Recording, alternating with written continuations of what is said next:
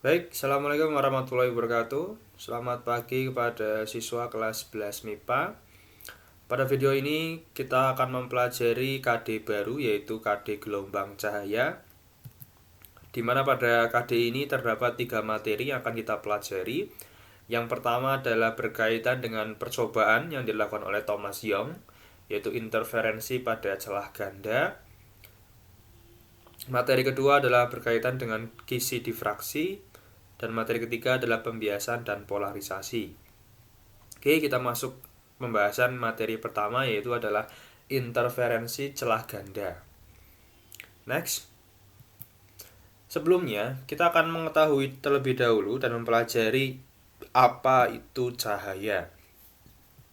Jadi cahaya itu adalah sebuah energi yang merambat secara radiasi. Kalian bisa mengetahuinya dengan fenomena cahaya matahari yang terasa di kita.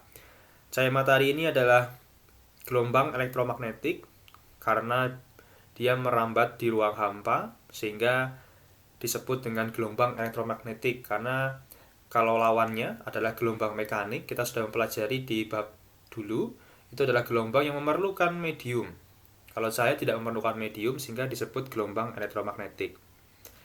Sebenarnya cahaya juga memiliki sifat sebagai partikel. Jadi cahaya ini punya dua sifat, yaitu sebagai gelombang dan sebagai partikel.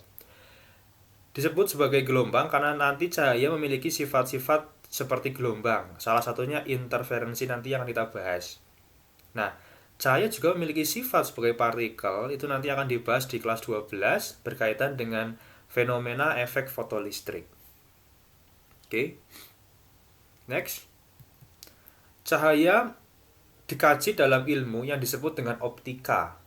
Ya, jadi kalau kalian menemukan materi berkaitan dengan optik, itu berarti kita mempelajari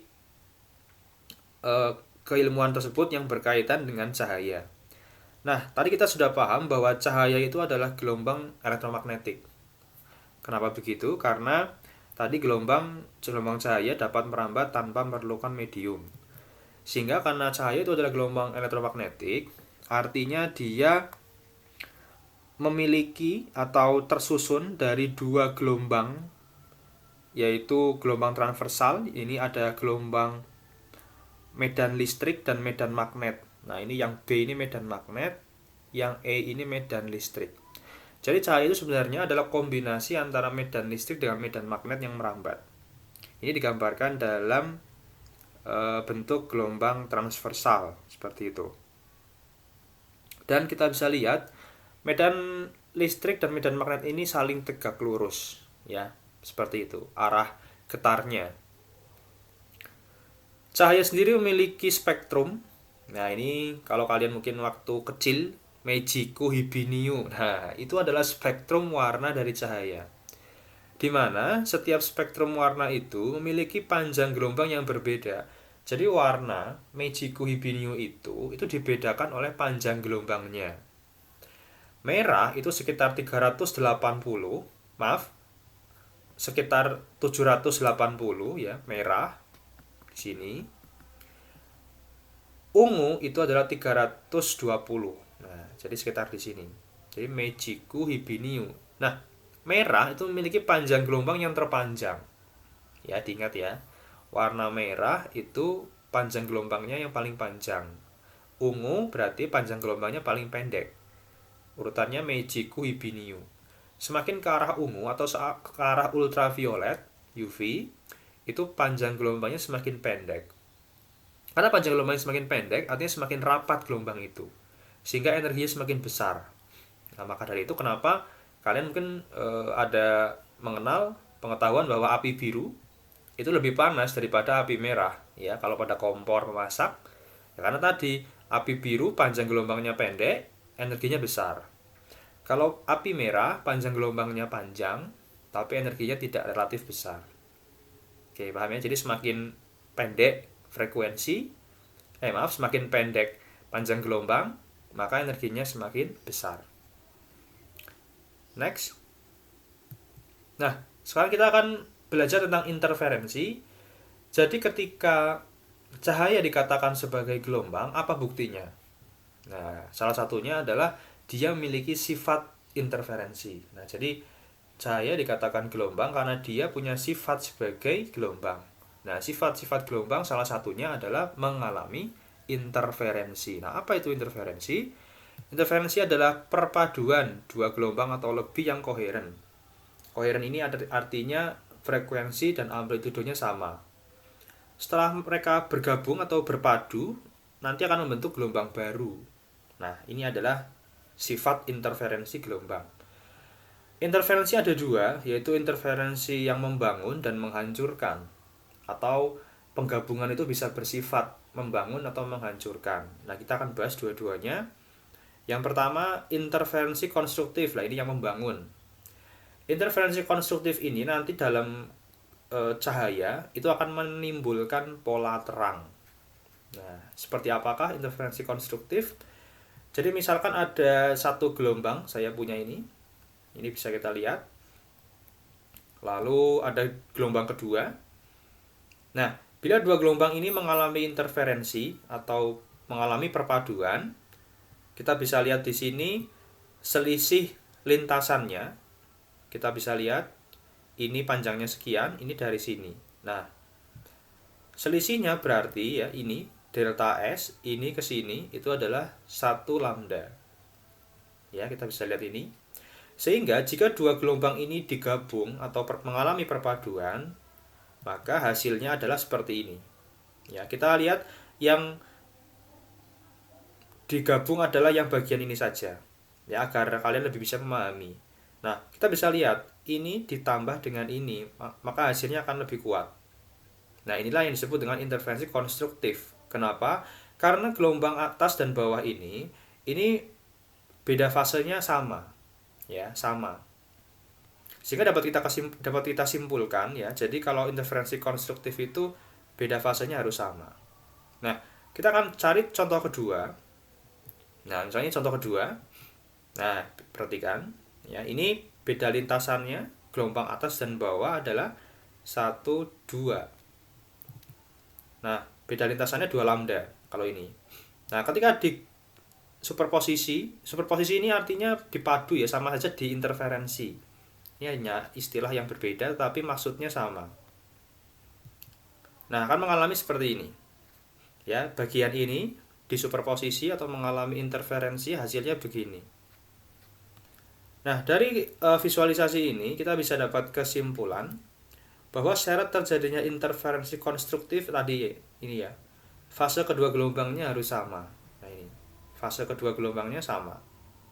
Jadi keadaan gelombangnya ini sama-sama begini, itu sama.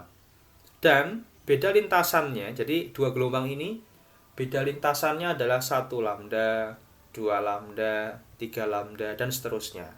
Nah, ini dipahami. Oke, paham ya? Next.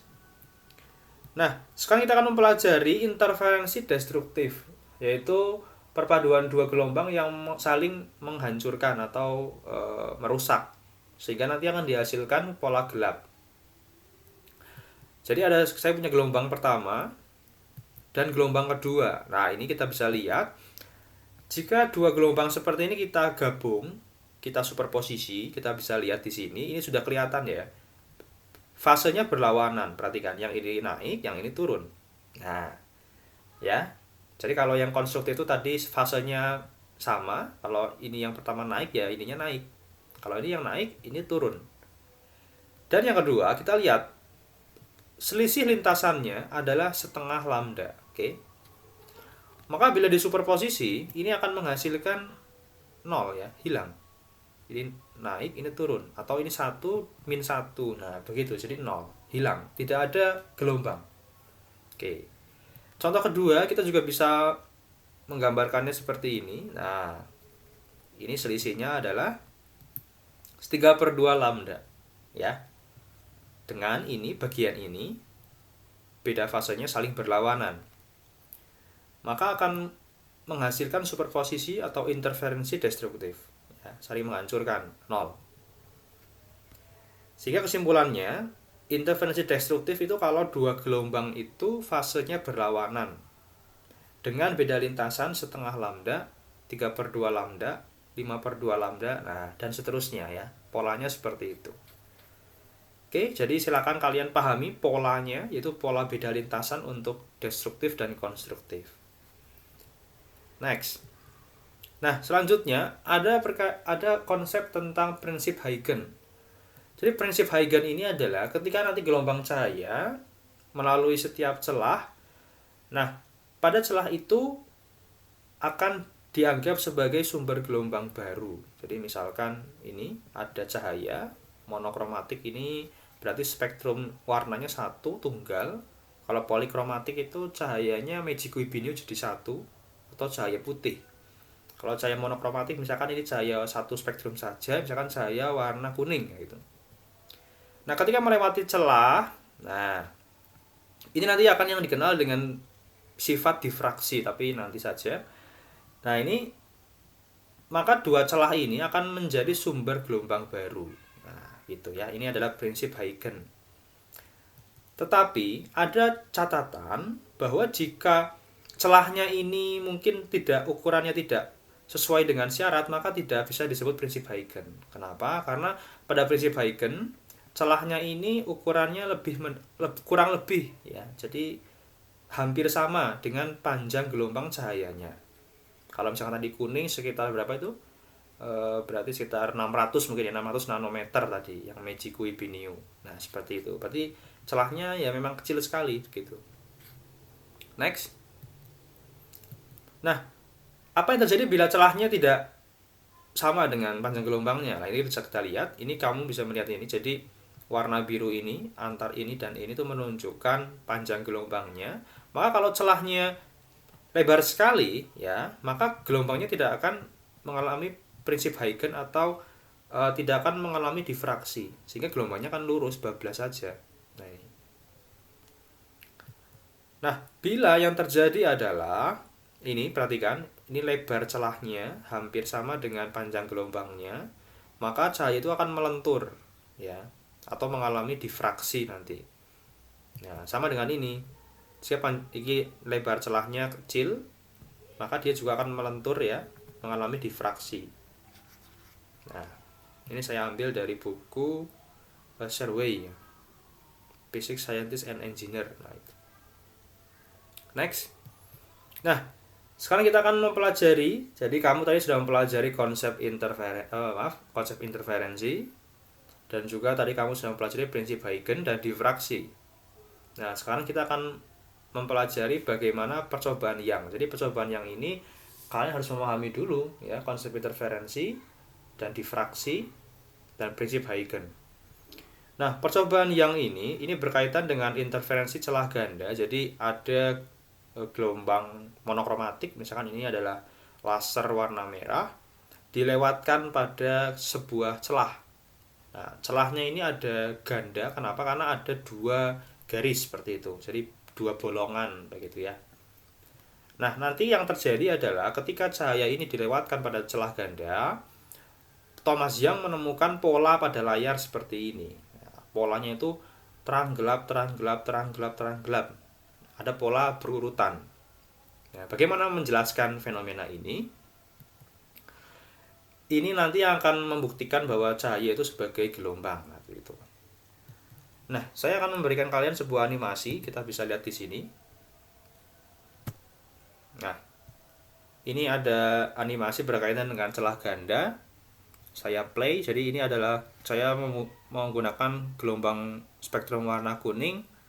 Ini dua celah dengan lebarnya 400 nanometer, jarak antar celahnya 2200 nanometer. Kita play. Nah, seperti ini ya. Jadi gelombang merambat lalu membentur celah, mengalami difraksi, dan nanti di layar akan mengalami interferensi. Jadi urutannya, dia difraksi dulu di sini, di celahnya. Difraksi itu tadi melentur ya, gelombangnya melentur, ini jadi lurus, jadi bengkok gitu ya. Tapi sebenarnya bukan seperti itu. Ini hanya visualisasi. Jadi difraksi itu memang melentur ke segala arah. Lalu karena melentur itu, jadi gelombang-gelombang yang melentur itu nanti akan berpadu. Nah, berpadunya acak ya. Nah, kalau perpaduannya interferensi konstruktif ya nanti akan menghasilkan pola terang. Kalau perpaduannya destruktif akan menghasilkan pola gelap. Nah, Kalau kita lihat intensitasnya, nah ini ya, yang pola terang itu intensitasnya tinggi, kalau yang pola gelap minimum. Ya, seperti itu. Ini maksimum yang terang. Nah, inilah fenomena interferensi celah ganda ya, yang menghasilkan tadi ya, pola terang gelap ya, terang gelap di layar. Oke, kembali lagi ke PowerPoint-nya. Kita akan menjelaskan bagaimana hal ini terjadi. Jadi ketika ada celah dua ini seperti itu. Yang pertama ini adalah prinsip Huygens. Jadi setiap celah menjadi sumber gelombang baru. Setelah terjadi difraksi di celah ini, dia akan mengalami interferensi di layar ya, bergabung gelombangnya.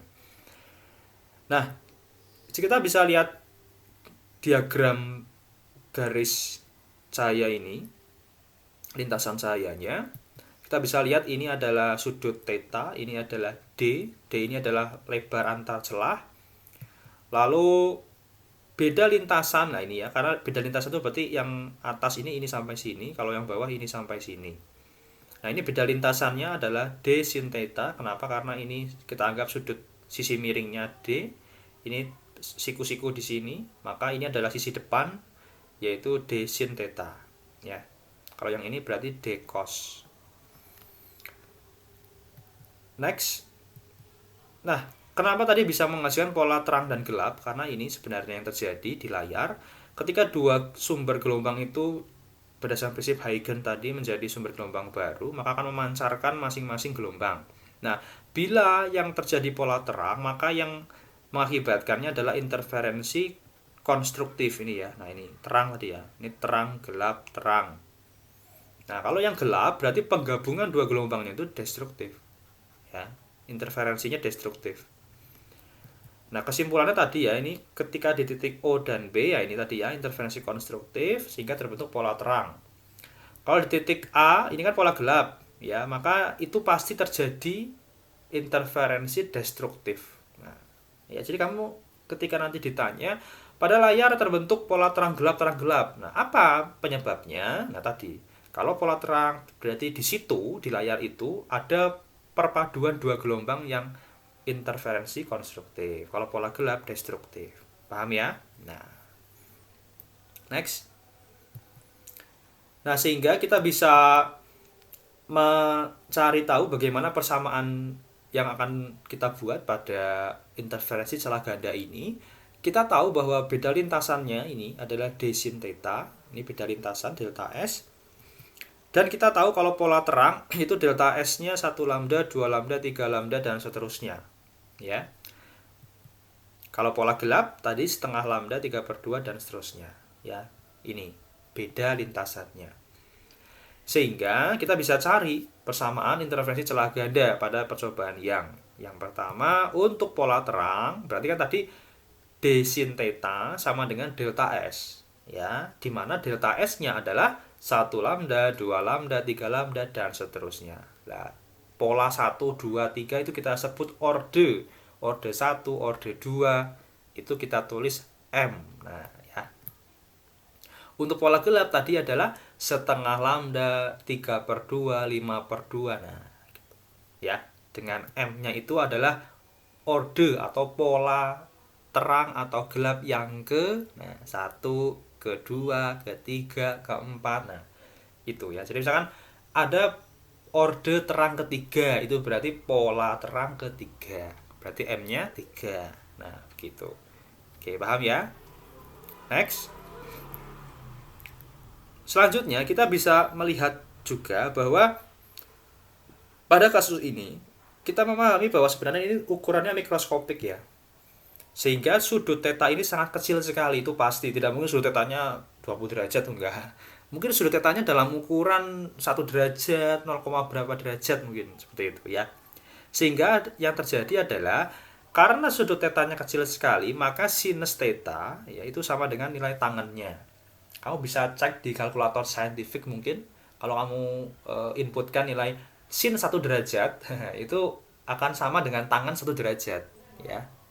Sehingga karena ini bisa sama saja dengan tangan, maka persamaan sinus theta tadi yang D sin theta, kita bisa menggunakan nilai tangan. Di mana tangan itu ini, perhatikan segitiga ini. adalah perbandingan depan per samping. Ya, sisi depan per sisi samping. Nah, depannya ini adalah menunjukkan letak pola terang atau gelap ke terang pusat. Ya, jadi terang pusat itu yang tengah. Oke. Nah, jadi ini P per L ya. L itu adalah jarak celahnya ke layar. Untuk pola gelapnya sama, sin tetanya kita ubah juga jadi P per L ya, karena sama saja nilai tangan.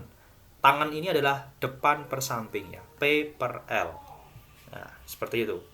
Jadi persamaan interferensi celah ganda bisa kalian gunakan dua persamaan ini, yang tanpa sin theta atau dengan sin theta tadi. Jika misalkan nanti di soal diketahui sudutnya, berarti kalian bisa gunakan persamaan yang ada sin tetanya. Kalau tidak diketahui sudutnya, lalu hanya diketahui jarak, misalkan pola terang kedua ke terang pusat. Nah, jaraknya berapa nanometer misalkan seperti itu kalian bisa gunakan persamaan yang P per L yang menggunakan pendekatan tangen theta. Oke, paham ya sampai sini? Nah, selanjutnya kita sudah mengetahui bahwa ada pola di layar ya, pola terang gelap. Sehingga bagaimanakah jarak antar pola tersebut? Nah, misalkan ini kita tahu bahwa ini yang disebut dengan terang pusat. Ini adalah terang pertama. Nah, ini jadi terang pertama ini kanan kiri sama ya. Ini terang pertama dan ini pola terang kedua. Nah, jarak terang pusat ke terang pertama ke terang kedua, nah itu kita bisa simbolkan delta P. Oke. Nah, itu juga sama dengan jarak antar pola gelapnya. Misalkan gelap pertama ya dengan gelap kedua itu juga delta P. Ya, jadi jarak antar pola yang berurutan. Oke, sampai sini paham ya delta P? Nah, delta P ini adalah besaran yang nilainya sama. Oke, pahami ya, sama. Jadi misalkan delta P-nya 1 cm, ya berarti antar pola yang berurutan, misalkan terang pertama, kedua, terang kelima dengan terang keenam, itu ya 1 cm semua. Nah, delta P ini kita menggunakan persamaan lambda dikali L per D. Nah, oke. Sebenarnya kalau kalian praktikum langsung nanti kalian bisa melihat ya bahwa jarak antar polanya itu sama. Nah, ini di mana delta P jarak antar pola, misalkan terang keberapa ke terang keberapa, misalkan gelap kelima dengan gelap keenam, nah seperti itu ya. Jadi antar pola yang berurutan. Ini tidak bisa terang ke gelap ya. Jadi hanya terang ke terang, gelap ke gelap. Kalau terang ke gelap itu berarti setengah delta P. Ya, pahami. Karena kita bisa lihat misalkan ini gelap pertama ke terang pertama ini sama saja setengah delta P. Ya, perhatikan karena delta P ini dari pusat ke terang pertama. Maka jika ditanya gelap pertama ke terang pertama, itu berarti setengah delta P. Ya, ini.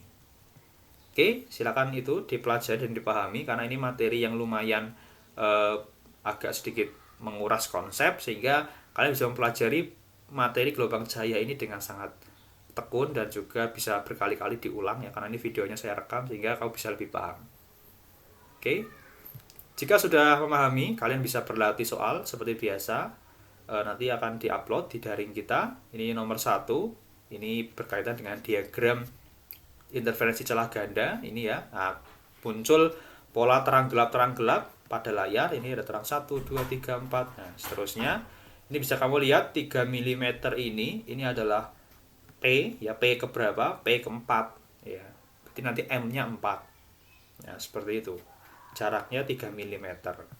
Nah, nanti pertanyaannya panjang gelombang yang digunakan. Nah, itu. Lebar celahnya 0,8, jarak celah ke layar 1 meter. Next. Nah, selanjutnya ini yang soal kedua. Nah, bagaimana cara agar memperbesar jarak antar dua buah garis terang. Nah, ini yang tadi delta P. Nah, ya. Jadi ini berkaitan dengan yang delta P tadi.